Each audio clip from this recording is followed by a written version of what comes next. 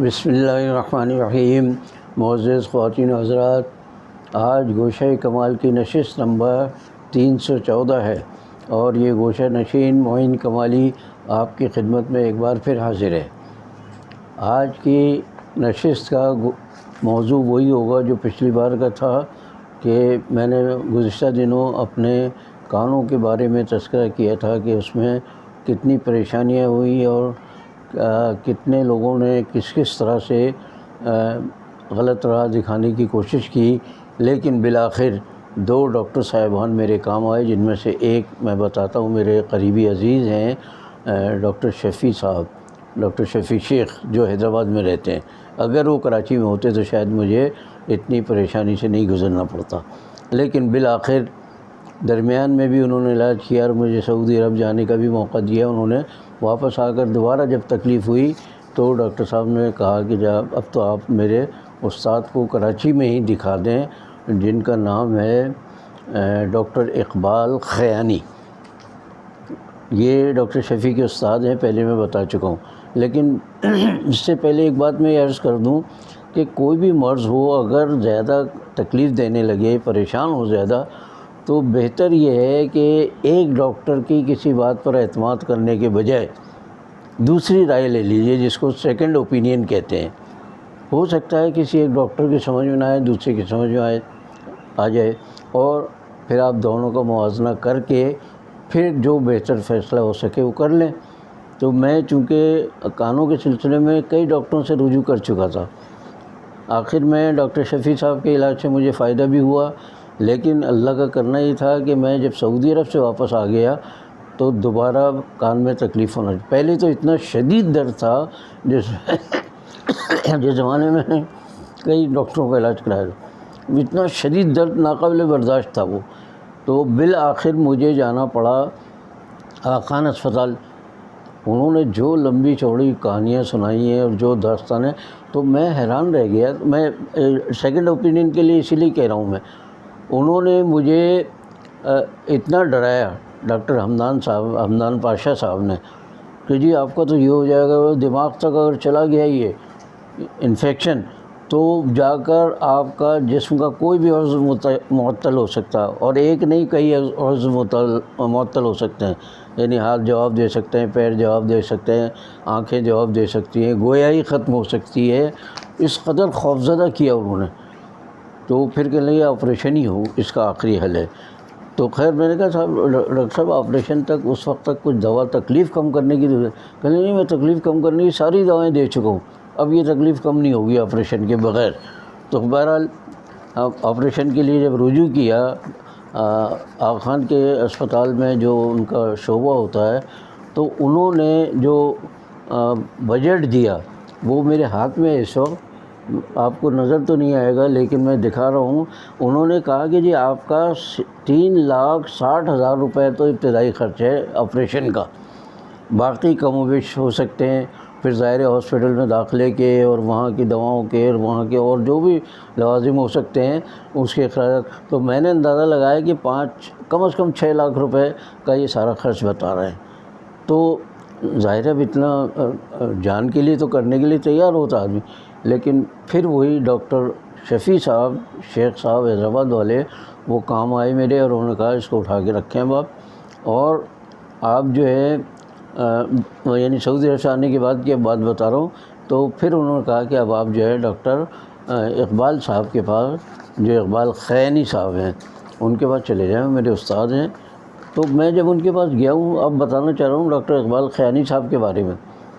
تو میں یہ سمجھا کہ بھئی عام ڈاکٹروں کی طرح ہوں گے ڈاکٹر، لیکن فیس بھی ان کی اتنی کم۔ اچھا، فیس کمی کے ساتھ میں اصل میں ایک بات بتانا چاہتا ہوں کہ پاکستان کے پہلے پی ایچ ڈی ڈاکٹر ہیں یہ ENT کے، یعنی اس سے پہلے کوئی تھا نہیں، تو پہلے پی ایچ ڈی ڈاکٹر ہونے کا اعزاز حاصل ہے۔ پھر اس کے بعد ان کے پاس جو ڈگریاں ہیں وہ سن لیجئے ذرا، MBBS ہیں وہ ڈاؤ میڈیکل سے، پھر اس کے بعد DIO ہے، یہ ڈپلومہ ہوتا ہے، پھر اس کے بعد FCPS پاکستان کی سب سے بڑی ڈگری ہوتی ہے یہ، پھر اس کے بعد FRCS جو انگلینڈ کی میں کہہ سکتا ہوں کہ سب سے بڑی ڈگری ہوتی ہے وہ، پھر PhD ENT میں، تو پہلے پی ایچ ڈی ڈاکٹر ہیں یہ پاکستان کے جنہوں نے یہ اعزاز حاصل کیا تھا. اتنا تجربہ ہے ان کا، اتنی صلاحیتیں ہیں ان کی، اس کے باوجود چلیے آج بتا ہی دیتا ہوں کہ ان کی فیس صرف 2000 روپے ہے.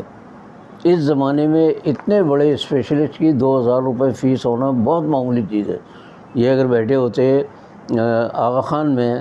یہ مڈ ایسٹ ہاسپٹل جو ہے وہاں ایسے کسی ادارے میں بیٹھے ہوتے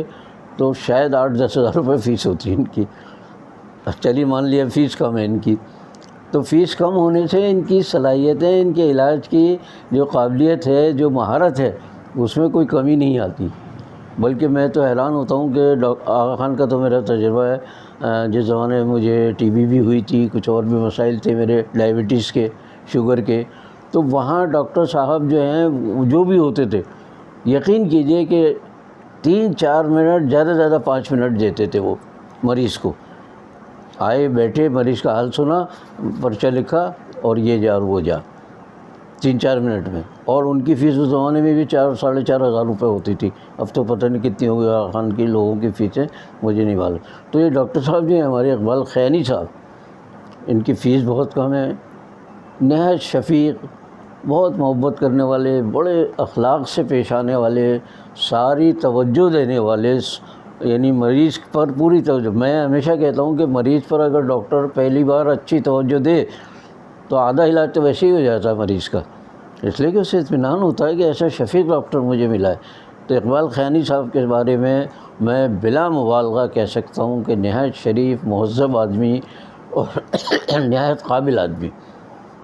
آنکھوں کے امراض کے سلسلے میں تو بہرحال میں کئی ڈاکٹروں کو دکھا چکا، تجربات کر چکا تھا، ان سے اچھا مجھے ڈاکٹر کوئی نظر نہیں تھا. فیس بھی کم. اچھا، بیٹھتے ہی بندر روڈ پہ ہمدرد کا جو بڑا وہ ہاسپٹل ہے اس میں بیٹھتے ہیں یہ. تو مطلب یہ ہے کہ اپروچ بھی آسان ہے ان تک، کوئی زیادہ مشکل. بس ایک شکایت مجھے ان کے شعبے سے یہ ہے کہ یہ اگر وقت دے دیا کرے دوسرے بڑے ڈاکٹروں کی طرح تو مریض کو وقت ضائع نہیں کرنا پڑے. اب میں مثال کے طور پر دوسری دفعہ جب گیا ہوں تو تقریباً 1.5 گھنٹے کے بعد میری باری آئی، کیونکہ وہ ان کے وہ انگریزی میں کہتے ہیں فرسٹ کم فرسٹ سرو، جو پہلے آیا اسے پہلے اس کی خدمت کریں گے. تو وہ سسٹم ہے ان کے یہاں. اب ظاہر ہے میں پہنچا ہوں تو پتہ چلا مجھ سے پہلے 10-12 مریض ہیں. میری باری آتے آتے تقریباً 1.5 گھنٹہ لگا. تو ہر شخص کے لیے اتنا مشکل ہے اتنا ٹائم افورڈ کرنا، تو بہتر یہ ہے کہ وہ ٹائم دے دیا کریں. کراچی میں عام طور سے بڑے ڈاکٹر یہی کرتے ہیں کہ ان کا ٹائم، اس میں 15-20 منٹ، آدھے گھنٹے کا فرق ہو سکتا ہے جو ٹائم دیا ہو، لیکن باقی ٹائم بچ جاتا ہے. تو میں اب ڈاکٹر اقبال خیانی صاحب کے بارے میں بتا رہا ہوں کہ یعنی پہلے پی ایچ ڈی ڈاکٹر، اتنی ساری ڈگریاں، اتنا تجربہ ان کا، اس کے باوجود فیس بھی کم 2000 روپے. اور پھر یہ ہے کہ مہارت میں تو کوئی شک و شبہ ہی نہیں ہے ان کے.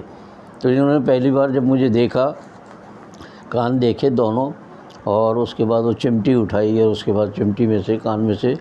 روئیاں نکالی، دونوں کانوں چھوٹے چھوٹے پیس. تو وہ دراصل چپکے ہوئے تھے سماعت کا جو پردہ ہوتا اندر اس پر، اس کی وجہ سے تقریباً دونوں کام بند ہو گئے تھے میرے. پھر میں نے وہ اپنے ایک عزیز کے کہنے پر آلہ لگا لیا. آلے سے سننے میں تو آتا تھا لیکن بمشکل، اور اگر زیادہ لوگ ہوں، پنکھا تیز چل رہا ہو تو آواز بالکل نہیں آتی تھی، سمجھ میں ہی نہیں آتا تھا کیا ہو رہی ہے بات. تو آلہ بھی دیکھا جائے تو وہ والا کام نہیں کر رہا تھا. میں نے کہا شاید یہ آلہ پرانا ہے، اچھا نہیں ہے، تو میں چلا جاتا ہوں آلہ خریدنے کے لیے. لیکن آلہ خریدنے سے پہلے کسی ماہر ڈاکٹر سے میں رجوع کر لوں تو سمجھ میں آئے گا کہ کون سا آلہ خریدنا چاہیے، کیونکہ اس میں بے شمار قسمیں آ گئی ہیں. تو میں گیا تو ان کے پاس تھا دراصل آلے کی تشخیص کے لیے، لیکن انہوں نے میرا جو علاج کیا ہے، آلہ تو ایک طرف رہ گیا، میرا خیال شاید زندگی بھر مجھے آلے کی ضرورت نہیں پڑے گی. اور کان میں سے روئیاں نکالی چھوٹی چھوٹی، اور ایک کان تو ان کے سامنے بالکل کھل گیا، بالکل صاف آواز آنے لگی. دائیں ہاتھ کا جو میرا کان تھا، اصل میری خرابی تھی بائیں ہاتھ کے کان میں، اور سنائی یہاں آخر میں سعودی عرب سے آنے کے بعد دائیں ہاتھ سے مجھے کے کان سے مجھے سنائی نہیں دے رہا تھا. تو خیر انہوں نے وہ روئی ہوئی نکالی، وہ کیا، پھر دوائیں لکھ کے دی اور کہا 1 ہفتے بعد آئیے، اس لیے کہ انفیکشن بھی ہے اور فنگس بھی ہے، یہ بند رہنے سے خرابی پیدا ہو گئی ہے. تو ان کے کہنے پر میں نے 1 ہفتے کی دوائیں لی، پھر 1 ہفتے بعد جا کے ان کو دکھایا، تو شاید دوسرے کان میں، بائیں کان میں جو اصل خرابی تھی وہاں روئی جو ہے بری طرح چپکی ہوئی تھی اس سے، تو اس 1 ہفتے کی دواؤں سے شاید وہ نرم ہوئی ہوگی، کچھ لوز ہوئی ہوگی، تو پھر وہ انہوں نے اس کو نکال کے بتایا کہ دیکھیے، اور جیسے ہی انہوں نے روئی نکال کے دکھائی ہے مجھے، اور وہ کان بھی کھل گیا میرا۔ اب وہ آغا خان کے جو ڈاکٹر حمدان صاحب تھے، ان سے میں نے پوچھا تھا کہ بھائی میں اگر آپریشن کرا لوں، 4-5 لاکھ روپے 6 لاکھ روپے کا خرچہ بھی کر دوں، تو کیا سماعت میری بحال ہو جائے گی اس کان کی؟ کہہ لیں نہیں وہ تو بحال نہیں ہوگی۔ یہ نہیں کہا کہ اس کی گارنٹی نہیں دی جا سکتی، کہہ لیں نہیں وہ تو بحال نہیں ہوگی۔ تو پھر میں نے کہا میرا دماغ خراب ہے جو میں 5-6 لاکھ روپے خرچ کروں گا؟ تو وہ اصل میں آپ کو جو تکلیف ہو رہی ہے نا، اس زمانے واقعی بہت شدید تکلیف تھی اس کان میں، یعنی نیند بھی نہیں آتی تھی، اتنی تکلیف تھی۔ تو اچھا اس کی کوئی دوا ان کے پاس نہیں تکلیف ختم کرنے کی؟ اس وقت نہیں، یہ تو انفیکشن جا کے دماغ میں جائے گا تو یہ خرابی ہوگی، وہ خرابی ہوگی۔ اصل میں تو ان کو آپریشن کے لیے مجھے تیار کرنا تھا۔ تو اسی لیے میں کہہ رہا ہوں کہ اگر کبھی ایسا کوئی آدمی مل جائے جس کے پاس آپ پھنس جائیں، تو کم از کم دوسرا اوپینین یا دوسری رائے ضرور لے لیجیے کسی اور ڈاکٹر سے، کیونکہ ایسے لٹیرے بہت بیٹھے ہوئے ہیں۔ اور کراچی تو انہوں نے سمجھ لیا کہ یہ ایسا جنگل ہے کہ جس میں جو گزرے گا اس کو لوٹیں گے۔ اس قدر ڈاکٹروں کی لوٹ مار۔ میں 2 شعبوں کے بارے میں کہتا ہوں جن میں سے ایک سے میرا بھی تعلق رہا ہے۔ کراچی میں سب سے زیادہ لوٹنے والے 2 شعبے ہیں۔ ایک تو یہی شعبہ صحت ہے جس میں اناڑی ڈاکٹر بھی لاکھوں روپے مہینہ کما رہے ہیں، اور دوسرا شعبہ ہے تعلیم کا۔ تعلیم میں جو لوٹ مچا رکھی ہے انہوں نے، اس کی وجہ ہے کہ سرکاری ادارے کام نہیں کرتے۔ وہاں ایک تو نااہل ٹیچر،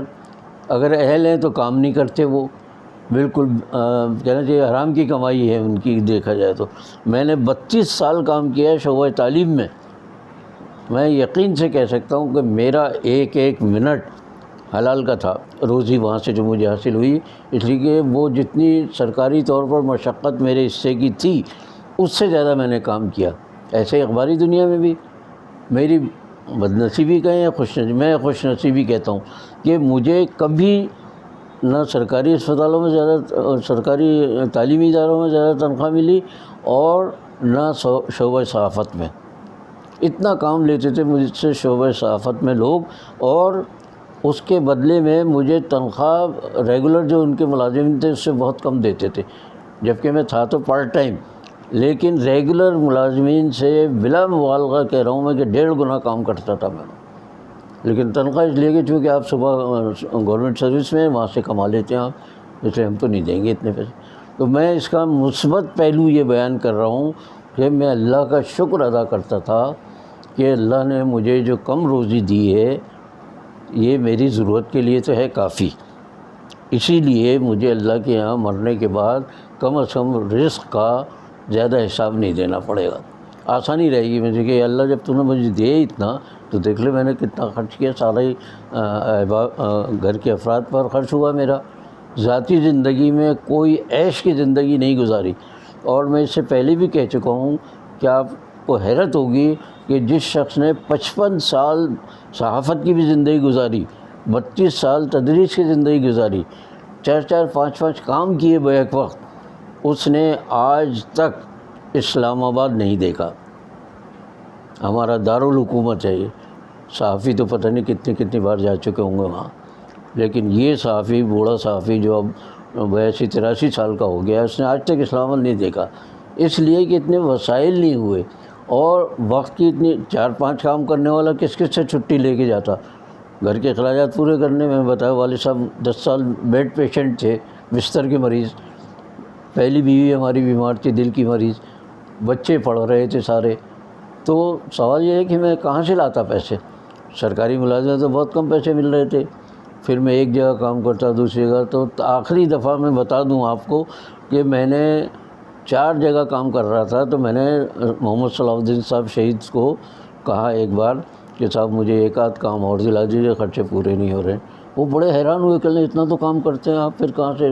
میں نے کہا جی پورے نہیں ہو رہے خرچے، میں اور کر لوں گا اپنے آپ پر، مشقت کر اٹھا لوں گا میں۔ تو پھر انہوں نے مجھے ایک اور کام سعودی عرب کا دلایا، تو وہ 5 کام تو مجھے زندگی بھر یاد رہیں گے۔ کہ ایک وقت میں اسکول ہے، صحافت کا کام ہے، پھر سعودی عرب کی رپورٹ ہے، ایک اور ادارے میں کام، اس طرح 5 کام بیک وقت میں نے کیے، اور حیرت انگیز طور پر ان 5 کاموں کے دوران میری پہلی اہلیہ جناح اسپتال کے دل کے وارڈ میں داخل تھیں، اور پونے 5 مہینے وہ داخل رہی ہیں۔ ان کی بھی دیکھ بھال، ان کا جانا، رات کو وہاں گزارنا، بچوں کو لے جا کے ان سے ملاقات کرانا، کھانا پہنچانا، یہ سارے کام اسی 5 کاموں کے درمیان جو میری ملازمتیں تھی اس دوران کر رہا تھا میں۔ اتنی اللہ نے ہمت دی تھی۔ تو میں تو بہرحال اللہ کے یہاں بہت آرام سے جاؤں گا کہ اللہ میرا حساب لے لے بھائی، جیسے بھی لینا ہے۔ میں نے ساری عمر مشقت کی گزاری ہے۔ آج جو کھا رہا ہوں میں، تو میری اسکول کی، سرکاری اسکول کی جو ملازمت تھی اس کی پینشن لے رہا ہوں میں، اور اللہ کا شکر ہے کہ اللہ نے اتنی پینشن دے رکھی ہے۔ ہم میاں بیوی کی پینشن میں بڑے آرام سے میں۔ تو ڈاکٹر اقبال خیانی صاحب جیسے ڈاکٹر ENT کے جو اسپیشلسٹ ہیں یہ، اور میں نے بتایا کہ یہ بندر روڈ پہ بیٹھتے ہیں، اس کا نام تو میں پچھلی بار پلازا کا بتا چکا ہوں، تو اس کے اندر بیٹھتے ہیں، کیپری سنیما ہے اس کے سامنے ہے، لائنز ایریا کا جو راستہ جا رہا ہے کونے پر، جو ہمدرد کی یونیورسٹی ہے اس میں بیٹھتے ہیں یہ۔ اتنے کمال کے آدمی۔ پھر دوبارہ جب نشست ہوئی ہے میری ان کے ساتھ، میں گیا ہوں 1.5 گھنٹے بعد میری باری آئی ہے، تو اس کے بعد تھوڑی سی گپ شپ بھی میری ان سے ہوئی، تو پتہ چلا کہ بڑے خوش مزاج بھی ہیں یہ۔ تو مجھے بڑی خوشی ہوئی۔ میں بار بار ان کا نام لے کر، ڈاکٹر اقبال خیانی صاحب کا نام لے کر یہ سمجھ ریکمینڈ کر رہا ہوں کہ اگر کسی کو کانوں کی کوئی تکلیف ہے، ENT اسپیشلسٹ ہے۔ ENT کا مطلب ہے ایئر، نوز اینڈ تھروٹ، یعنی گلے، ناک اور کان کی اگر کسی کو تکلیف ہے تو ماہر بہت، اور بھی اچھے ماہر ہوں گے میں نہیں کہتا، لیکن یہ بہت اچھے ماہر بھی ہیں، بہت قابل آدمی ہیں، بہت پڑھے لکھے ہیں، بہت شفیق ہیں، ہمدرد ہیں، لوٹنے والے نہیں ہیں کہ آ گیا مرغہ تو بس اس کو ذبح کر دو اس کو، بالکل نہیں۔ جتنی ضرورت ہے اتنا فیس تو لے لی انہوں نے، اس کے بعد جتنی ضرورت ہے اتنی بار بلائیں گے، اور تشخیص اتنی اچھی ہے کہ فوراً ہی سمجھ لیں مریض کو اطمینان بھی ہو جاتا ہے، سکون بھی ہو جاتا ہے۔ تو ڈاکٹر اقبال خیانی صاحب کا میں شکریہ ادا کرتے ہوئے، ان کے شاگرد ڈاکٹر شفیع شیخ جو حیدرآباد میں ہیں، ان کا خاص طور سے شکریہ ادا کروں گا، اس لیے کہ وہ تو ایک تو ہمارے عزیز ہیں، رشتہ دار ہیں وہ، اور دوسرے یہ کہ وہ بھی انہی ڈاکٹر اقبال خیانی صاحب کی طرح بہت شفیع، بہت نیک آدمی ہیں۔ نیک کہہ رہا ہوں میں خاص طور سے، اللہ کے یہاں انشاءاللہ ان لوگوں کا مرتبہ بڑا بلند ہوگا۔ تو آج کی نشست میں ڈاکٹر اقبال خیانی صاحب کو، ڈاکٹر شفیع شیخ کو خراج تحسین پیش کرتے ہوئے ان کا شکریہ ادا کر رہا ہوں۔ ڈاکٹر اقبال شیخ تو خیر میرے عزیز ہیں، ان کو میں نے کوئی فیس وغیرہ نہیں دی، لیکن دوبارہ بتا رہا ہوں کہ میں اقبال خیانی صاحب سے میں نے کوئی یہ ویڈیو بنانے کی یا ایسی کوئی اس کی کوئی رعایت نہیں لی میں، اور انشاءاللہ نہیں لوں گا، اس لیے کہ جو جس کا شعبہ ہے۔ اب مجھے ایک بات یاد آ گئی بڑی اچھی، میں ہمارے قریبی اس کا اسپتال ہے دارالصحت اسپتال، میں وہاں گیا دانت دکھانے کے لیے، تو دانتوں میں زیادہ کچھ شکایت تھی، وہ تو بیچاری انسٹرومنٹ کے حوالے کر دیتے ہیں وہ تو وہ انسٹرومنٹ تھی بیچاری، کوئی لڑکی سی، تو اس کو بڑی آرام سے دانت صاف کرتی تھی، اس کے بعد ڈرتے کرتی ہے، بڑے بھی ہیں کہ ان کو تکلیف نہ ہو۔ تو پھر ان کی استاد نے بیٹھی ہوئی تھی، دیکھا تو نام لے کے کہا کہ تم کر کیا رہی ہے ذرا زور سے، پھر وہ خود اٹھ کر آئیں، انہوں نے کر کے بتایا، تو اس میں کہا کہ اس طرح اسکیلنگ اس طرح کی جاتی ہے، تو وہ انہوں نے ان کو بتایا۔ تو میں نے ڈاکٹر صاحبہ سے کہا جو ان کی استاد تھی، میں نے کہا ڈاکٹر صاحبہ ایک بات بتا دوں، میرے بیٹے نے بھی MBBS کیا ہے، جو آج کل اللہ کے فضل سے انگلینڈ میں اسپیشلسٹ ہے وہ بھی، اور آنکھوں کا یہ آئی اسپیشلسٹ ہے وہ انگلینڈ کے بڑے اسپتال میں۔ تو میں نے ان سے کہا ڈاکٹر صاحب میرے بیٹے نے بھی جب MBBS کیا ہوگا تو ظاہر ہے اس پر بھی تجربات کیے ہوں گے طالب علموں نے، تو وہ جا کے آج ڈاکٹر بنا ہے، اتنا بڑا ڈاکٹر ہو گیا ہے وہ۔ تو ان بچیوں کو میں بالکل خیال نہیں کروں گا، ان سے کہیں کر لیں، پریکٹس کر لیں، تو میں برا نہیں مانوں گا اگر چھوٹی موٹی مجھے تکلیف بھی ہوگی تو، کیونکہ یہ اگر سیکھیں گے نہیں تو ڈاکٹر کیسے بنیں گے؟ میں اپنے بیٹے کو سامنے رکھ کر یہ بات کہتا ہوں کہ وہ ڈاکٹر بنا اس لیے ہوگا کہ ظاہر ہے اس نے بھی تجربات کیے ہوں گے اور استادوں نے کھڑے رہ کے اپنے سامنے کام کرایا ہوگا۔ تو میں ایک استاد کی حیثیت سے یہ جو میڈیکل کے یا طب کے شعبے کے جو طالب علم ہیں اور اساتذہ ہیں، ان سے میں یہ گزارش کرتا ہوں کہ ایک تو اساتذہ نگرانی پوری کریں، دوسرے یہ کہ طالب علموں کی حوصلہ افزائی کریں، چھوٹی موٹی تکلیفوں پر انہیں ڈانٹیں نہیں، ورنہ یہ ڈاکٹر نہیں بنیں گے۔ بس یہ ضرور ہدایت کر رہے ہیں جو مجھے اقبال خیانی صاحب نے بھی کہا جب میں نے ان کو بتایا کہ میرا بیٹا انگلینڈ میں بڑا ڈاکٹر ہے وہ، تو کل اس سے کہے گا یہاں آئے تو لوٹ مار نہ کرے، یعنی اپنی ذات کے حوالے سے میں سمجھ رہا ہوں انہوں نے کہا، کیونکہ وہ تو بہت مناسب پیسے پہ بہت اچھا کام کر رہے ہیں، تو کل وہ آئے تو اس سے کہے گا پاکستانیوں کے ساتھ لوٹ مار نہ کرے مناسب پیسوں میں۔ تو میں نے کہا ڈاکٹر صاحب ایک بات بتا دوں کہ میرے بچوں کے پیٹ میں حلال کا لقمہ پہنچا ہے، اس لیے مجھے یقین ہے کہ وہ کہیں بھی کسی کو تکلیف نہیں دیں گے، بے ایمانی نہیں کریں گے، لوٹ پھان نہیں کریں گے۔ میں یقین سے یہ بات کہہ رہا ہوں، اس لیے کہ میرے استاد او ایس احمد ادیب صاحب جو ایس ایم کالج میں 1959 سے یعنی 59 سے 61 تک مجھے پڑھایا انہوں نے انٹر میں اکنامکس، ان کا یہ کہنا تھا کہ اگر آپ حلال لقمہ بچوں کے پیٹ میں ڈالیں گے تو آپ کو تربیت کرنے کی بھی ضرورت نہیں پڑے گی، خود بخود تربیت ہو جائے گی، وہ انسان بنے ہوئے رہیں گے۔ اور یہ تو میرا ذاتی تجربہ ہے۔ میرے ماشاءاللہ 4 بچے ہیں، چاروں کو میں نے کوشش کی ہے کہ حرام کا لقمہ نہ دوں، حرام کی روزی نہ آئے میرے گھر میں۔ اس کا نتیجہ ہے کہ چاروں بچے بڑے میرے فرما بردار، 2 بیٹے 2 بیٹیاں، بہت فرما بردار ہیں۔ یہ اتنی باتیں میں اس لیے کرتا ہوں، بظاہر تو یہ بہت معمولی باتیں لگ رہی ہیں کہ کیا ہو رہا ہے، لیکن حقیقت یہ ہے کہ زندگی سے بہت بڑا تعلق ہے۔ آج میں اتنی بیماریوں کے باوجود، اتنی کم تنخواہوں کے باوجود، یقین کیجئے اللہ کا شکر ادا کرتا ہوں کہ بڑے اطمینان کی زندگی گزار رہا ہوں۔ تکلیفیں تو ظاہر ہے انسان کے ساتھ ہیں، وہ آتی رہتی ہیں، اور تکلیفیں معاش کے سلسلے میں بہت اٹھائی بھی ہے میں نے تکلیفیں، بیماریاں بھی بہت بھگتی ہیں والد صاحب کی، پہلی اہلیہ کی اور لوگوں کی، لیکن اللہ کا شکر ادا کیا ہمیشہ، اور زندگی میری بڑے سکون اور اطمینان کی ہے۔ تو ڈاکٹر اقبال خیانی صاحب اور ڈاکٹر شفیع شیخ کے شکریہ کے ساتھ آج میں اس نشست کو ختم کرتا ہوں، اور اس وقت میری آنکھوں میں آنسو ہیں کہ آج مجھے کرنا چاہیے تھا پروگرام ہمارے بڑے محبت کرنے والے بہت بڑے آرٹسٹ پاکستان کے نامور خطاط عبدالرشید شاہد صاحب کا انتقال 2 روز پہلے ہوا ہے، تو میں ان کے جنازے میں تو شریک نہیں ہو سکا، لیکن انشاءاللہ اگلا پروگرام ان پر کروں گا۔ آج ان پہ کرتا، لیکن چونکہ اقبال خیانی صاحب کا سلسلہ پچھلے نشست میں رہ گیا تھا، تو اس کو آج پورا کرنے کے لیے میں نے بہت ضبط کیا ہے۔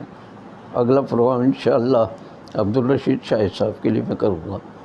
باقی بشرط زندگی باقی۔ اللہ حافظ۔